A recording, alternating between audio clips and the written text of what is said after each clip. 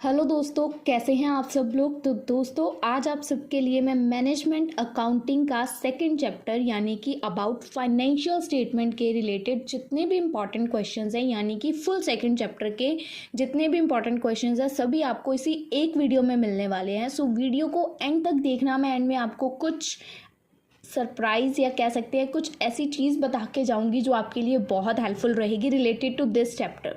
तो ध्यान से सुनिएगा और पूरी वीडियो में आपको अच्छे से मैं एक्सप्लेन करूंगी कि कहाँ पे आपको क्या करना है, कैसे करना है। बस ध्यान से सुनिएगा तो आपको वीडियो के अंदर ही पूरा चैप्टर क्लियर हो जाएगा, आपको किसी और वीडियो को देखने की ज़रूरत नहीं पड़ेगी।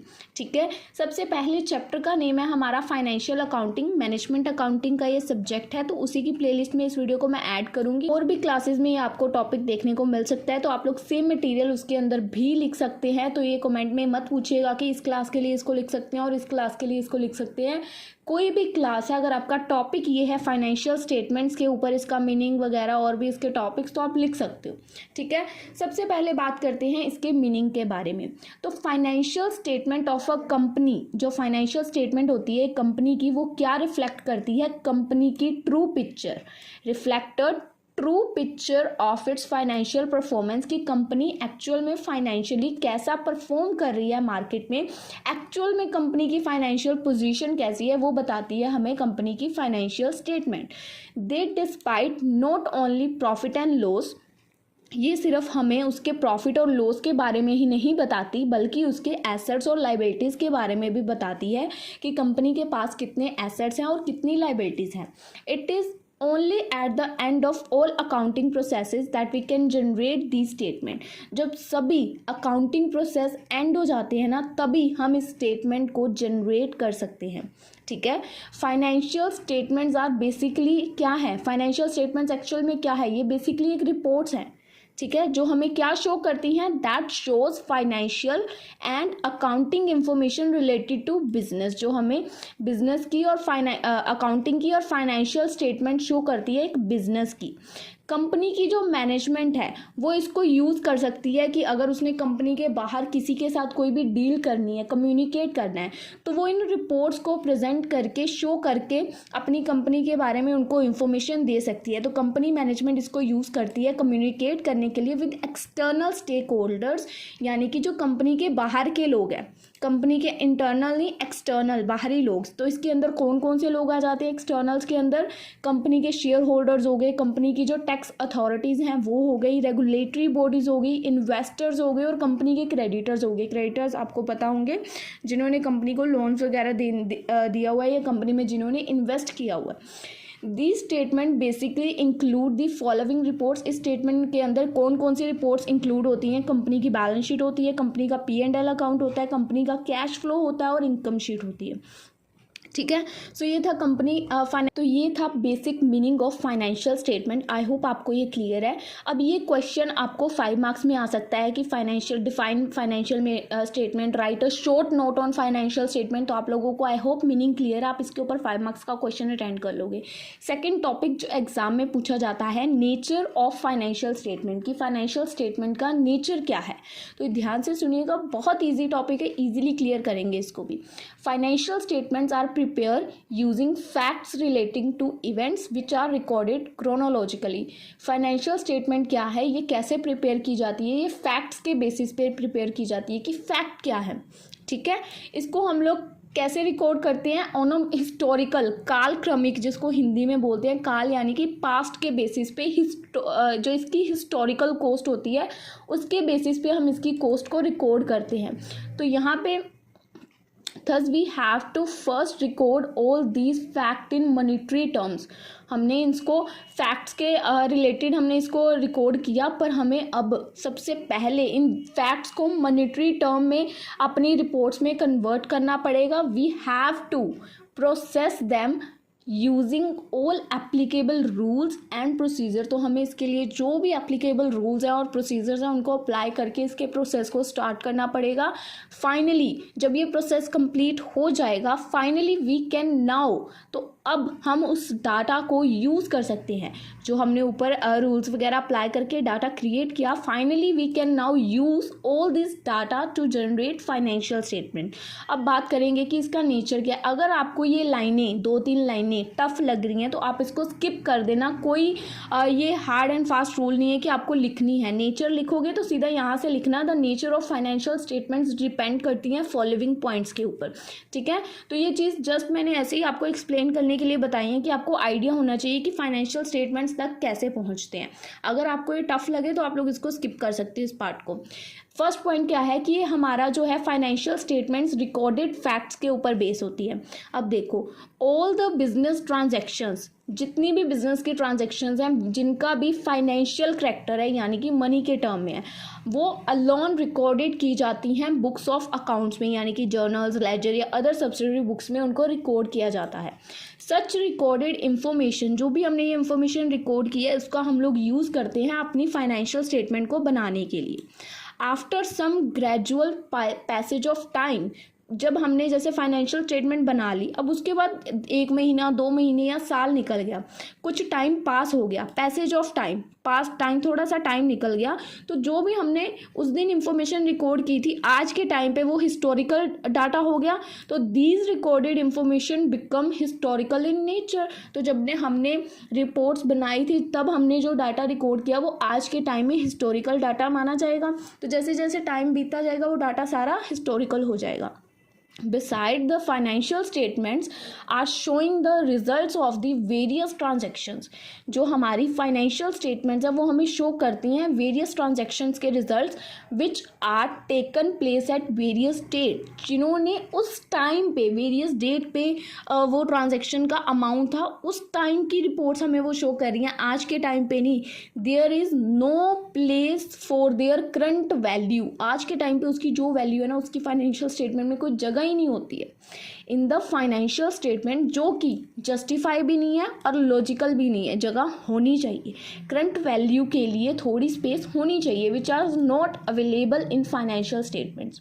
ओके, सेकेंड पॉइंट नेचर आता है इसका, अकाउंटिंग कन्वेंशंस। इसको आप लोग इजी अगर रखना चाहते हो तो अकाउंट्स के कुछ रूल्स होते हैं, ठीक है, जो मैं अपनी लैंग्वेज में खुद को समझाती हूँ ना, वो आपको बताने की कोशिश कर रही हूँ। अकाउंटिंग कन्वेंशंस ना याद रखना टफ लगता है, तो अकाउंटिंग के कुछ रूल्स होते हैं। There are 4 type of accounting conventions, 4 rules हैं। They are convention of conservatism, convention of full disclosure, यानी कि रूल है, पहला रूल है कंजर्वेटिव होना चाहिए। सेकंड रूल है जो भी इंफॉर्मेशन है उसको फुल्ली डिस्क्लोज करना है, फुल डिस्क्लोजर होना चाहिए। थर्ड है कन्वेंशन ऑफ कंसिस्टेंसी, यानी कि रेगुलर बेसिस पे होना चाहिए। और फोर्थ है कन्वेंशन ऑफ मटीरियलिटी, मटीरियलिटी के बेस पे होना चाहिए। These are used for valuation of raw material. इसका यूज़ करते हैं हम लोग रॉ मटेरियल की वैल्यू निकालने के लिए, और फिनिश गुड्स और डेटर्स जैसी चीज़ों, मतलब जितनी भी सारी चीज़ें उन सब की वैल्यू को फाइंड आउट करने के लिए हम लोग इसका यूज़ करते हैं। पर बहुत सारी कंपनीज ऐसी हैं जो सेम पैटर्न फॉलो नहीं करती हैं।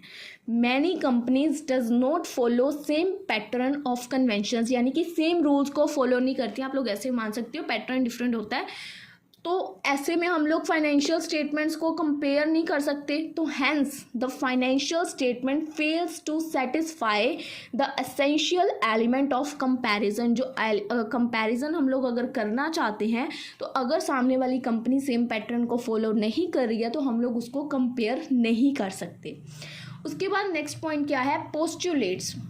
पोस्टुलेट्स को आप लोग इजी समझ सकते हो कि पोस्टुलेट का मतलब क्या होता है, अजम्पशंस, ठीक है। इजी रखोगे जितना आपको उतना अच्छे से याद रहेगा। पोस्टुलेट्स को हम लोग अज्यूम करें कि अजम्पशंस होता है इसका मतलब, ठीक है। There are some postulates and assumptions. यहाँ पे कुछ अजम्पशंस हैं, जैसे कि अकाउंटिंग के कॉन्सेप्ट्स के बारे में कुछ अजम्पशंस ली हुई हैं, और उसकी कन्वेंशंस के बारे में, रूल्स के बारे में हमने कुछ अज्यूम किया हुआ है कि यही है। तो कुछ सम अजम्पशंस जो हैं are used for preparing financial statements, ऐसी ही कुछ अजम्पशंस का यूज़ किया जाता है फाइनेंशियल स्टेटमेंट को प्रिपेयर करने के लिए। अगर अदर वर्ड्स में कहें तो जो हमारी कन्वेंशंस है, यानी कि जो भी रूल्स है अकाउंटिंग कन्वेंशंस के, उनको यूज़ किया जाता है। Financial statements are based on certain assumptions, जो हमारे रूल्स हैं उनका भी यूज़ जो फाइनेंशियल स्टेटमेंट में किया जाता है ना, वो भी अजम्पशंस के बेस पे किया जाता है। देखो, conventions used in financial statement, जो भी कंपनी के रूल्स यूज़ होते हैं फाइनेंशियल स्टेटमेंट्स में, वो किसके ऊपर बेस होते हैं? ऑन सर्टेन पोस्टुलेट्स, यानी कि अजम्पशंस पे बेस होते हैं। It is assume that the purchasing power of money, जो परचेजिंग पावर है मनी की, वो कांस्टेंट है सभी महीनों के लिए। जैसे कि आज के टाइम पे मेरी परचेजिंग पावर इस मंथ में है जैसे 10 लाख, तो मैं ये अज्यूम कर रही हूँ कि 12 के 12 महीने मेरी परचेजिंग पावर उतनी रहेगी। Is that possible? तो यहाँ पे अजम्पशन ली जा रही है।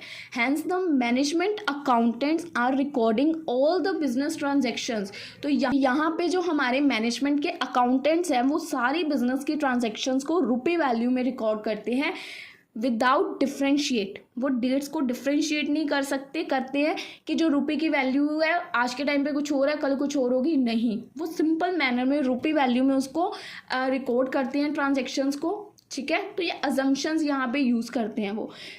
नेक्स्ट पॉइंट है पर्सनल जजमेंट, जो कि इसका नेचर है। तो पर्सनल जजमेंट एक प्ले करता है इम्पॉर्टेंट रोल फाइनेंशियल स्टेटमेंट और फाइनेंशियल रिकॉर्ड्स को प्रिपेयर करने में, एक बहुत इंपॉर्टेंट रोल प्ले करता है। हमारे जो मैनेजमेंट अकाउंटेंट है वो अपनी पर्सनल जजमेंट इसमें देते हैं, यूज़ करते हैं कि उनको कौन सा मेथड है जो इन्वेंट्री के लिए यानी कि क्लोजिंग सेल्स के लिए यूज़ करना चाहिए, जो हमारे डेट्स हैं उनको कैलकुलेट करने के लिए कौन सा मेथड यूज़ करना चाहिए, कौन सा मेथड है जो डेप्रिसिएशन को चार्ज करने के लिए यूज़ करना चाहिए। तो हमारे जो अकाउंटेंट्स हैं वो अपनी पर्सनल जजमेंट से यानी कि तजुर्बे से जो उन्होंने काम किया है उसके अकॉर्डिंग उन मेथड्स को यूज़ करते हैं। लाइकवाइज द एप्लीकेशन है जो वेरियस अकाउंटिंग कंसेप्ट्स और कन्वेंशंस की, ये डिपेंड करती है उनकी पर्सनल जजमेंट। जो भी हमारा अकाउंटेंट है ना उसकी पर्सनल जजमेंट के ऊपर ये डिपेंड करती है। देयरफॉर डिफरेंट मीनिंग्स होते हैं, इसके रिजल्ट्स होते हैं can be obtain the financial statement of the same company के एक ही फाइनेंशियल स्टेटमेंट के अलग अलग मीनिंग और अलग अलग रिजल्ट्स निकल सकते हैं, क्योंकि उसमें मेथड्स डिफरेंट यूज़ हो सकते हैं बेस्ड ऑन डिफरेंट रिजल्ट्स। क्योंकि डिफरेंट रिजल्ट्स निकल रही हैं, डिफरेंट रिकमेंडेशन आ सकती हैं कंपनी को, कंपनी की ग्रोथ के लिए, कंपनी के कंसर्न के लिए, बिजनेस की डेवलपमेंट के लिए। सो ये है हमारा पर्सनल जजमेंट के नेचर। उसके बाद हमारा नेक्स्ट टॉपिक है लिमिटेशन ऑफ फाइनेंशियल स्टेटमेंट। दोस्तों ये जितने भी टॉपिक अभी तक हमने करे, first meaning, nature and third limitation करें, तो आपको लास्ट ईयर के क्वेश्चन पेपर्स जब आप लोग देखोगे ना, क्वेश्चंस देखोगे, तो इस चैप्टर से आपको यही टॉपिक्स देखने को मिलेंगे। और एक टॉपिक और है जो बहुत इंपॉर्टेंट है, वो आपको मैं लास्ट में बताऊंगी कि उसके अंदर आपको क्या लिखना है। सो ध्यान से सुनिएगा। आप देखिए लिमिटेशंस क्या है इसकी। पहली लिमिटेशन है कि ये हिस्टोरिकल कॉस्ट के ऊपर बेस होता है। Financial statement do not disclose the current worth, इसके अंदर हमें उसकी करंट वैल्यू नहीं पता चलती ऑफ द कंपनी। इनिशियली हम लोग रिकॉर्ड करते हैं ट्रांजैक्शंस को उनकी कॉस्ट के ऊपर, जिस टाइम पे उसकी जो कॉस्ट होती है उसी पे रिकॉर्ड करते हैं। तो जो वैल्यू ऑफ एसेट्स और लाइबिलिटीज़ की जो वैल्यू है टाइम के साथ चेंज होती रहती है। तो हिस्टोरिकल कॉस्ट एक इसकी सबसे बड़ी लिमिटेशन है, क्योंकि हिस्टोरिकल कॉस्ट के ऊपर बेस है। अब आज कुछ टाइम पैसों का रेट चल रहा है, तो कुछ समय बाद उसका रेट चेंज हो जाएगा, तो जो कि डिसएडवांटेज है।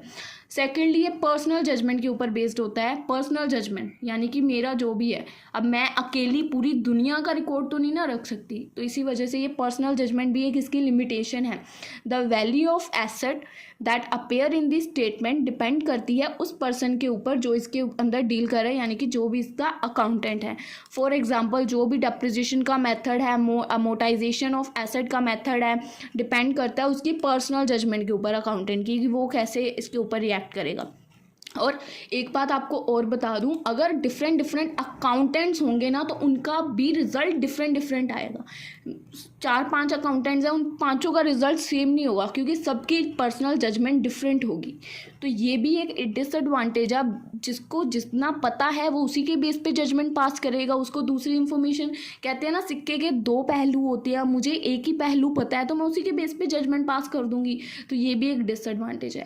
थर्ड है इन्फ्लेशन एडजस्टमेंट्स होती रहती हैं इसके अंदर। The assets and liabilities of the company are not inflation adjusted. जो कंपनी के एसेट्स और लायबिलिटीज होते हैं वो इन्फ्लेशन से एडजस्टेड नहीं होते हैं। तो अगर कंपनी का इन्फ्लेशन हाई जा रहा है तो जो कंपनी की रिपोर्ट्स में हम लोग आइटम्स को जो रिकॉर्ड करते हैं उनको हमको लोअर प्राइस पे, लोअर कॉस्ट पे रिकॉर्ड करना पड़ता है अगर कंपनी इन्फ्लेशन हाई हो जाता है। सो ऐसी इंफॉर्मेशन हम लोग रीडर्स को शो भी नहीं कर सकते कि जो कंपनी की आइटम्स हैं उनको हम लोग लो कॉस्ट पे शो कर रहे हैं। तो ये भी एक इसकी डिसएडवांटेज है क्योंकि एसेट और लायबिलिटीज़ इन्फ्लेशन एडजस्टेड नहीं होते हैं।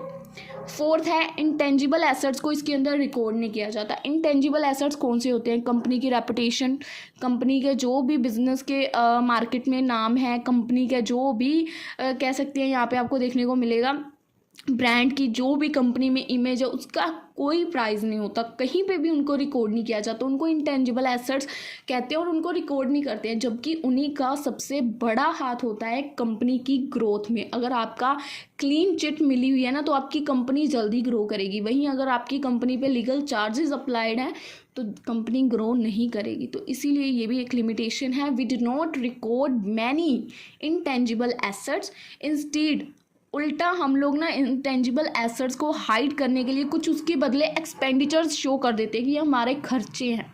तो we charge any expenditure made to create intangible asset है जी ये हमारा, हम लोग कई कुछ भी एक्सपेंस कर सकते हैं कि ये शो करने के लिए हमारा खर्चा हुआ है। तो इसी policy, this policy under estimate, तो ये पॉलिसी क्या करती है हमारी, अंडर एस्टिमेट करती है हमारी बिजनेस की वैल्यू को, स्पेशली उस वैल्यू को जिसने सबसे बड़ा अमाउंट स्पेंड किया होता है एक ब्रांड को खड़ा करने में, बिल्ड करने में एक ब्रांड को, और एक नए प्रोडक्ट्स को डेवलप करने में। तो ये उसको अंडर एस्टिमेट करती है। It is a particular problem, तो हम लोग कह सकते हैं कि एक सिमिलर प्रॉब्लम है स्टार्टअप कंपनीज के लिए। जो भी स्टार्टअप कंपनीज हैं उनके लिए एक सिमिलर प्रॉब्लम है जो भी क्रिएट करती है intellectual properties but so far who generate minimal sales, जिनकी ज़्यादा से ज़्यादा जिनको जनरेट सेल करनी होती है कम समय में। ठीक है, उसके बाद फिफ्थ डिसएडवांटेज क्या है, not always comparable across company. If a company wants to compare the result of its company with different companies then their financial statements are not always comparable. क्यों?